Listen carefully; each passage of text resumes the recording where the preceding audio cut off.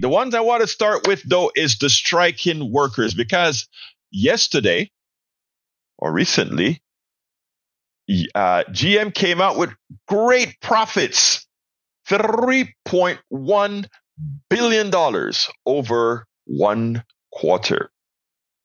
Jake Johnson from Common Dreams said it this way. He wrote a piece titled, UAW responds to record GM revenue by striking at companies' most profitable plants. That's what you got to do. You have to let them know you're not playing.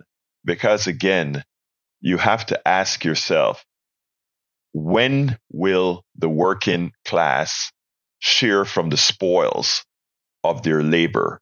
I repeat, when will the working class, and most of you listening to this program right now, form a part of the working class? I am the working class. Whether you're an engineer, you're a lawyer, you're a doctor, all these people make up a part of the working class. The other class are the ones who just move around pieces of paper to make some money. A doctor heals. A lawyer makes sure that legal systems move around. An engineer creates and designs. A scientist studies so that the engineer can take his knowledge and build something. A teacher, a professor makes sure that knowledge goes forward from generation to generation. But those that move paper, and that's all that they do, they build on the labor of others. That's not the working class. I mean, are they necessary in our current economic system? Yes, they are.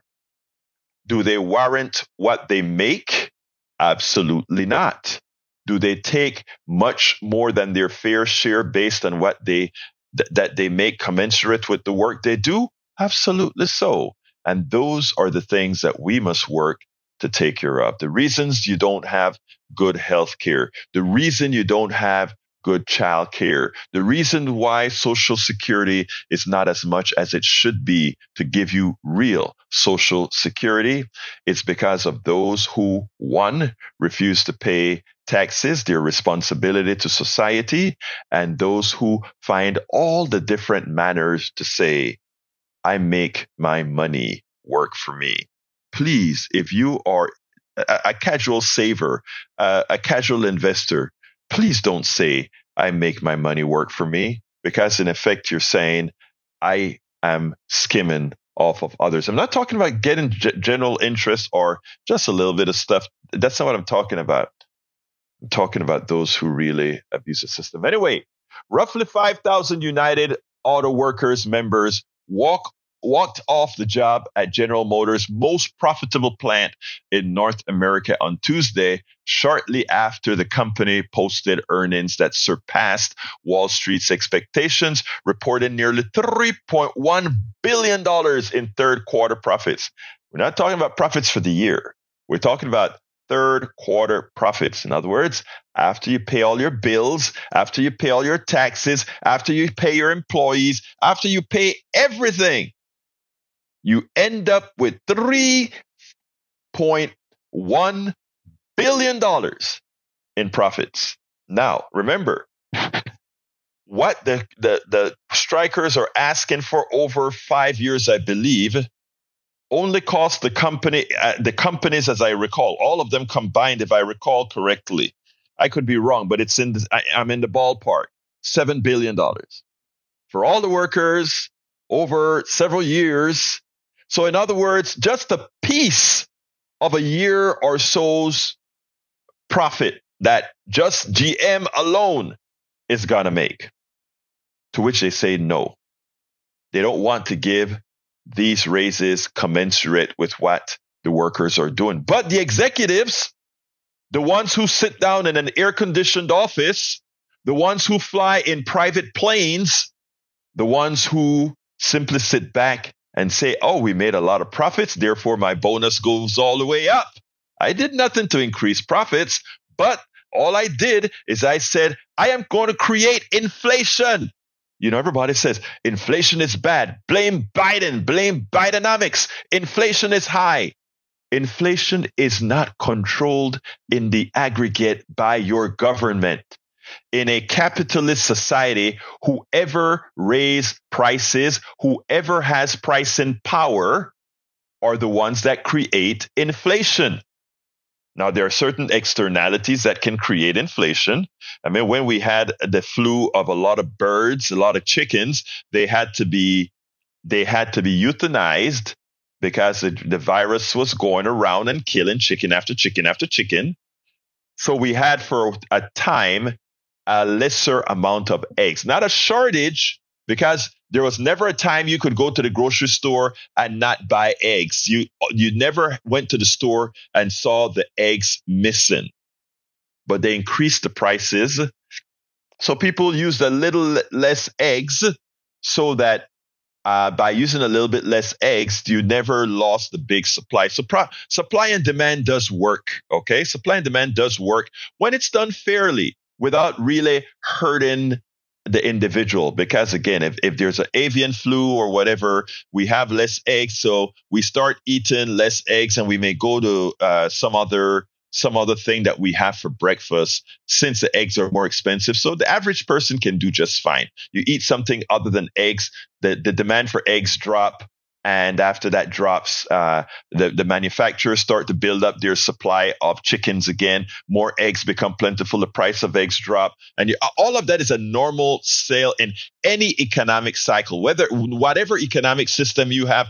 That type of supply and demand, the honest type of supply and demand, works.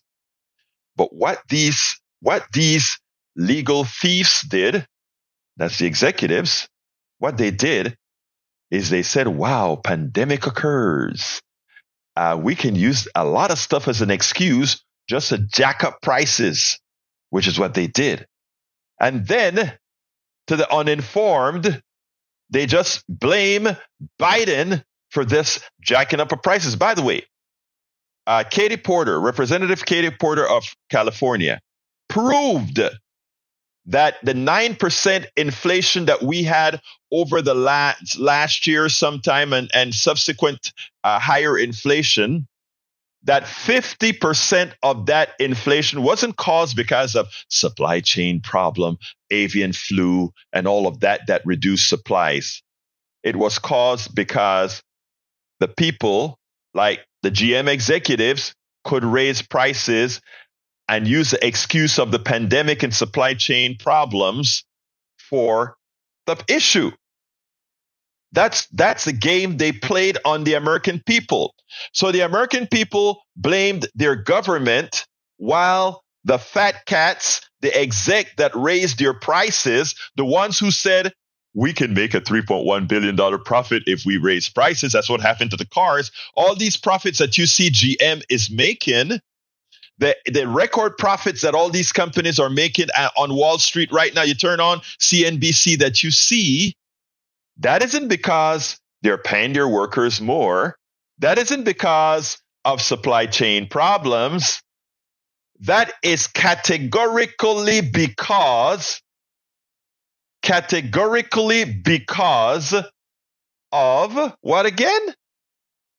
They have pricing power. Now, going back to the statement, I want all of our listeners to understand this, because when you're watching the news and when you're watching Republicans against Democrats and Democrats against Republicans blaming each other for things, right?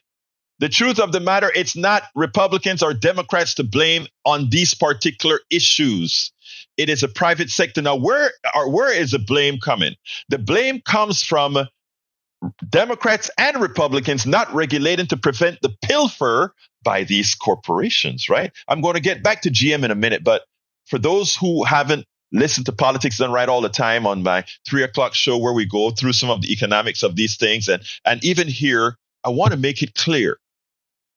All these inflationary things are not caused by government, and it's not caused by supply chain problem. And even if they were caused by supply chain problems, the only problems created by the supply chain problems wasn't created by government. It was created by the private sector. Let me digress to another level of indirection.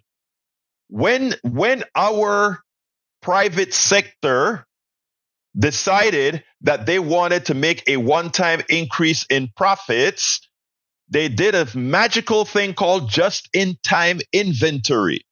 What is just-in-time inventory?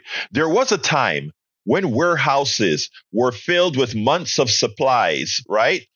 To prevent shocks. A factory burns down, a strike occurs. All these different things, they would keep these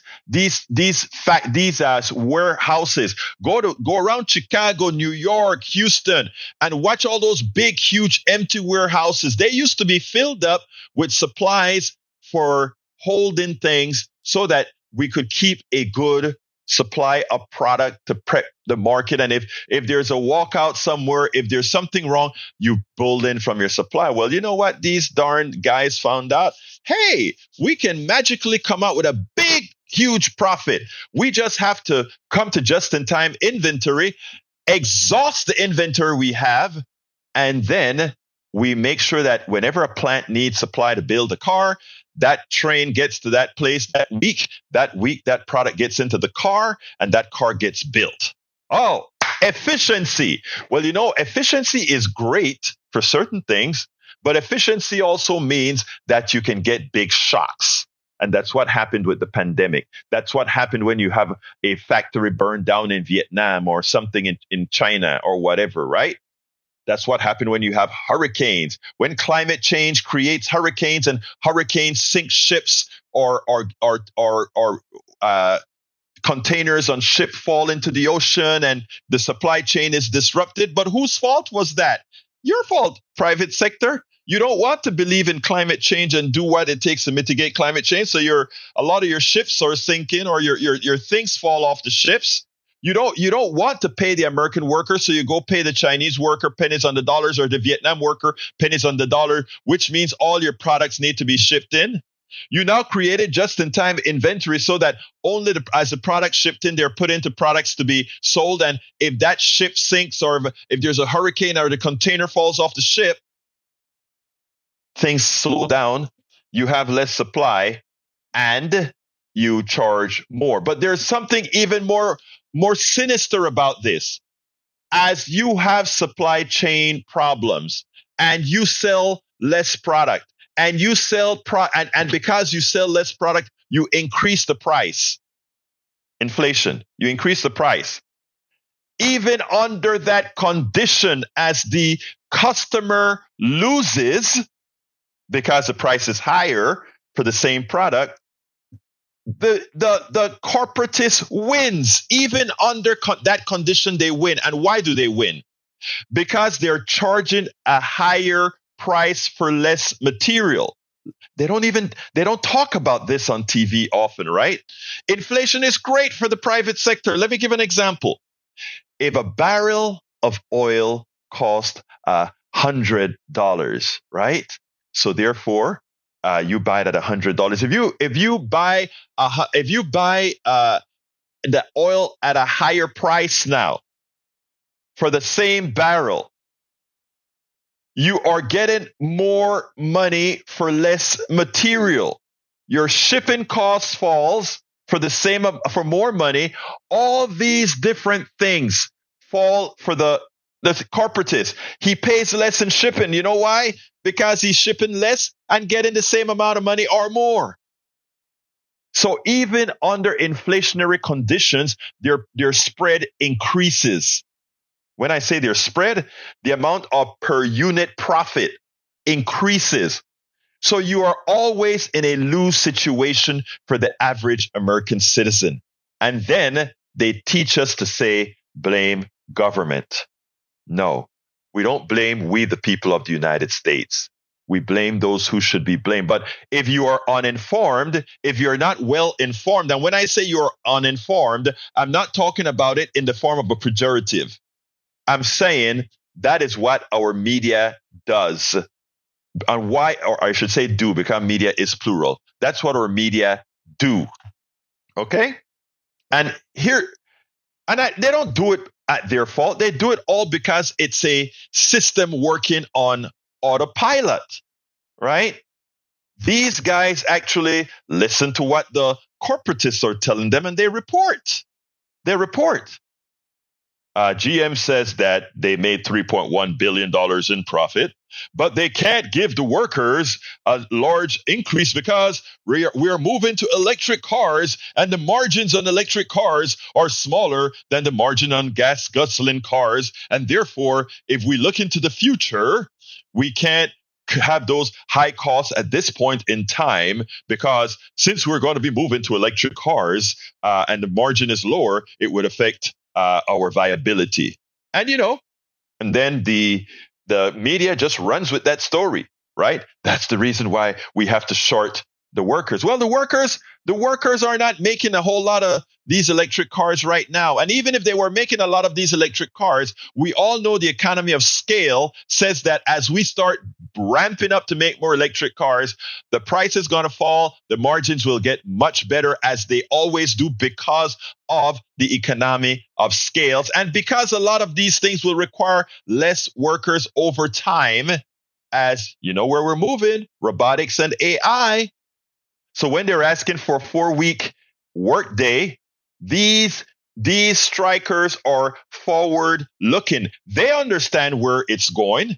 Yes, they should have a 4-day work week because they are going to need less workers to build these cars. The profit margin they may say for now is going to be a bit less. But you know what? The executives got their 40% pay hike over that time.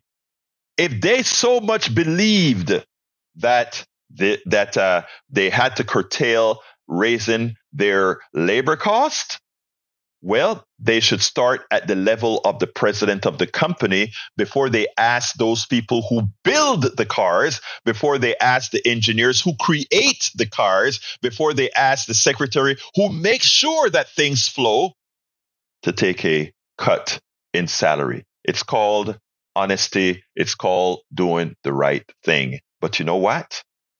They haven't. You know what? They won't. And you know why they won't? Because we are so misinformed that all these problems we have, we either blame the government, we blame the poor person, we blame the working class, even as we ourselves are working class. It likes crabs in a barrel, eating each other as opposed to looking at the ball, creating all kind of dissension among us instead of loving among each other and then letting people know the truth. What do? We just go ahead and we do what they've designed for us to do, fight among each other. Accordingly, it's time GM workers and the whole working class get their fair share. UAW President Shawn Fain said in response to the company's earnings report, which comes more than a month into the union's historic strike at the big three U.S. automakers, including the surprise walkout at GM's Arlington assembly plant in Texas, the production site of the company's Chevrolet Tahoe Cadillac Escalade. Around 45,000 UAW workers are on strike. GM said the strike is costing them $200 million a week in profit, but as CNN noted, the $8.9 billion in adjusted income the company has reported during the first 9 months of 2023 is an increase over close to 11% compared to the same period next year. And they don't want to give an increase even as they continue to make money on top of money on top of money. Folks, it's time for us to wake up. Folks, we should all be supporting our union brothers and sisters. We should all be out there writing op-eds, writing emails, talking in chat rooms in defense of it's time for the working class to take over. I wrote a book called Tout, and it's not even a new book now, but it's still relevant. As I see it, class warfare, the only resort to right-wing doom. The reason I wrote that was to illustrate all these things that happen under our noses that we don't know. We spend a lot of time deconstructing the news, trying to parse it into a form that everybody can understand. We try to find those little nitpicks where it flies above the fray, etc.